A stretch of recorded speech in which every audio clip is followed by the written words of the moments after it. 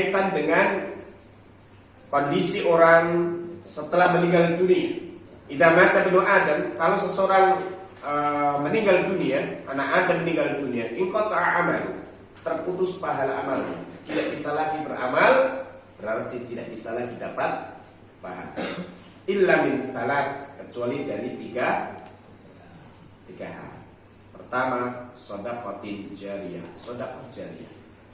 Dulu di dunia dia punya uang, dia punya harta, ya, kemudian dia sedekahkan itu untuk kepentingan umum dan manfaatnya masih terus berlanjut dirasakan oleh manusia atau oleh binatang, oleh makhluk hidup, ya, sementara dia telah meninggal dunia, maka dia akan dapat pahala melalui manfaat yang didapatkan oleh orang-orang yang masih mendapatkan manfaat dari sedekahnya tadi. Au ilmin yuntafa'u bih, atau ilmu yang bermanfaat yang diajarkan dan diamalkan oleh orang lain. Yang ketiga, waladin salihin yad'ulah, anak saleh yang mendoakan orang tuanya. Maka anak yang saleh dipesantrenkan, bisa baca Al-Quran, lalu kemudian sepeninggal bapaknya anak itu masih ngaji, maka bapaknya dapat pahala membaca Al-Quran dari apa yang dibaca oleh anaknya tanpa harus mengkhususkan ini pahala untuk bapakku, karena anak itu min kasbi walidi, anak itu hasil kerja orang tuanya. Maka kalau anak tidak dididik dengan baik jadi rusak, orang tua pun juga akan mendapatkan kiriman dosa. Iya, jangan mau untungnya. Dalam Islam itu nggak ada untung tanpa rugi. Kalau ada untung, ada risiko rugi. Ya, kalau pak untung selalu untung. Ya. Jadi untung ada risiko rugi. Nggak ada di dalam Islam itu hanya untung, nggak ada ruginya. Maka kalau punya anak bisa untung besar, maka bisa juga punya potensi rugi besar dikarenakan tidak mendidik anak dengan sebaik-baiknya. Baik, ini keutamaan menuntut berilmu. Ya, kemudian nadarallah imra'an, Allah itu akan merahmati seseorang sami'a minna syai'an, yang mendengarkan dari kami berkaitan dengan ilmu, lalu dia sampaikan sebagaimana yang telah didengarnya. Farubba mubalaghin, boleh jadi orang yang tadi disampaikan, au amin sami'in, itu jauh lebih memahami daripada orang yang mendengar. Dan itu sudah terbukti dari ulama-ulama madhab. Ulama-ulama madhab itu tidak ada dari kalangan sahabat, ya, rata-rata ada yang tabi'in, ada yang tabi'ut tabi'in, ya. Mereka dapat ilmu dari mana? Dari sahabat, ya.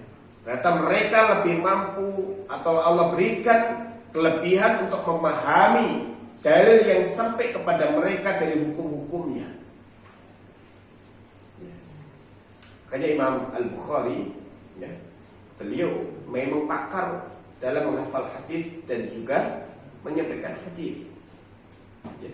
Tetapi beliau bukan tanda kutip faqih yang kemudian menjelaskan tentang makna-makna hadis dan mengeluarkan hukum-hukumnya. Nah, Allah lebihkan sebagian atas yang lainnya. Maka man yuridillahu bi khairin yufaqihu fid din, sebagian ulama membawa makna ini untuk menunjukkan keutamaan para fuqaha. Fuqaha itu Allah berikan pemahaman lebih dalam dibandingkan para muhadditsin. Ya. Kalau sekarang ini dalam literasi keilmuan terbagi menjadi dua kubu fuqaha, kubu muhadditsin. Ya. Syekh Albani itu kubu muhadditsin, ya. Ya. Kemudian mengkerucutkan pemahamannya kepada nas-nas yang dalilnya dohirnya begini, tetapi pemahaman terhadap isi dalil itu tidak seluas fuqaha. Ini bedanya, ya, karena memang ada pihak yang berkepentingan untuk membenturkan umat ini dengan, ya, polarisasi tadi. Padahal muhaditsin punya kelebihan yang luar biasa, tapi juga punya keterbatasan di dalam memahami dan mengeluarkan faidah-faidah dalil. Ya. Sementara para fuqaha Allah lebihkan, mereka itu bisa memiliki pemahaman yang lebih dalam dari dalil yang sampai kepada mereka. Maka boleh jadi orang yang disampaikan itu pemahamannya jauh lebih dalam dibandingkan orang yang mendengar langsung dari Nabi SAW lalu disampaikan kepadanya. Ini bukan merendahkan para sahabat, yang menunjukkan bahwa ilmu itu berkelanjutan. Ya. Maka di antara para sahabat itu tidak mengenal ini hukumnya apa, wajib, sunnah, makruh. Bahkan makruh di awal Islam itu artinya haram. Tapi kemudian di zaman berikutnya karena manusia sudah mulai luas dan semakin banyak masuk Islam, ya, dan pemahaman mereka terhadap din ini tidak sesimpel para sahabat, maka kemudian dibuatlah disiplin ilmu oleh para fuqaha. Jadi para fuqaha itu bukan pelaku bid'ah, mereka itu ingin menjelaskan apa yang dibawa Rasulullah SAW dan bisa diamalkan dengan lebih mudah oleh umat di zamannya. Dan tidak semua pada umat berikutnya itu bisa disamakan persis dengan umat yang hidup di zaman Rasulullah Sallallahu Alaihi Wasallam. Jadi pentingnya umat ini membutuhkan para fuqaha, ya, para fuqaha. Barakallahu fikum. Ini beberapa dalil disebutkan oleh Syekh Dr. Ahmad Karzun berkaitan dengan keutamaan ilmu, dan dari perkataan para salafun salih, ya, banyak sekali faedah-faedah tentang keutamaan menuntut ilmu.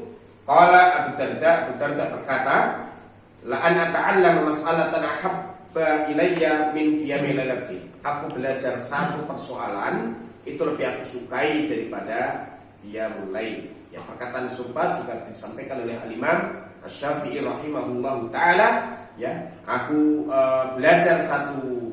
belajar ilmu, ya, satu persoalan lebih aku sukai daripada qiyamul lail. Bahkan itu lebih utama dari qiyamul lail, itu yang beliau sampaikan. Maka beberapa sahabat yang disiapkan untuk mendalami ilmu, Nabi SAW wasiatkan kepada mereka untuk sholat malam sebelum tidur.